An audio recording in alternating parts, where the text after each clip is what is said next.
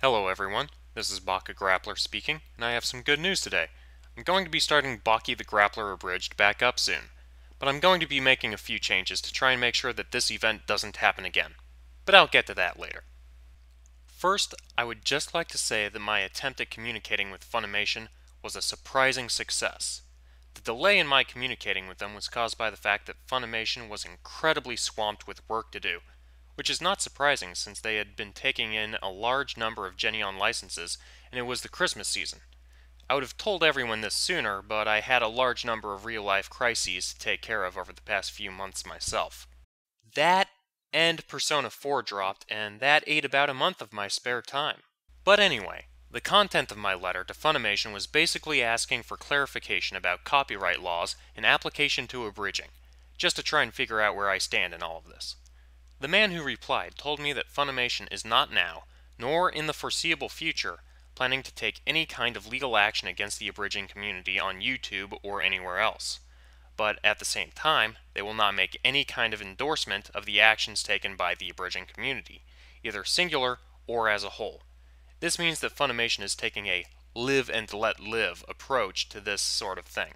So everyone can rest easy knowing that Funimation doesn't really care what people are doing, provided that people follow the fair use laws. Since about the 1600s, there has been the fair use copyright law, which basically dictates what is considered plagiarism.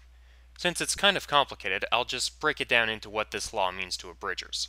First, as long as an abridger does not make a profit on materials that are directly copywritten by another company, like character designs or logos and junk, they are in the clear. Likewise, it must be a product that would not have an adverse effect on the profitability of the original product, or they are open to litigation despite any claim of falling under the fair use law. Second, as long as the end product an abridger has created has been modified to an extent where it can be counted as being different from the original that it is based on, then it can be counted as a modified and possibly original creation, which means that the act of cutting an anime down to 5 to 9 minute short films and stripping out all the original audio lends itself to the idea that an abridged episode is a mostly original work.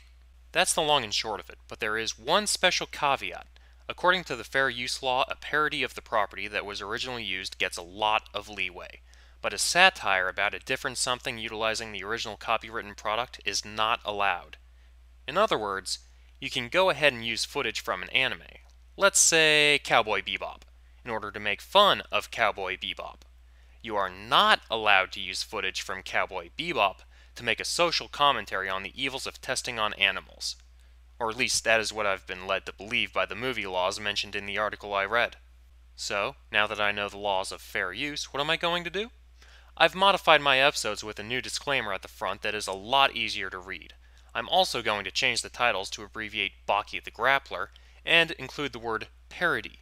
I'll also state emphatically that each episode is meant to be a parody of the original product in the summary area. I'll continue to do that for the new episodes as well. So, hopefully, this time my episodes will go up and stay up. Stay tuned and look forward to the future and the soon-to-come Episode 3.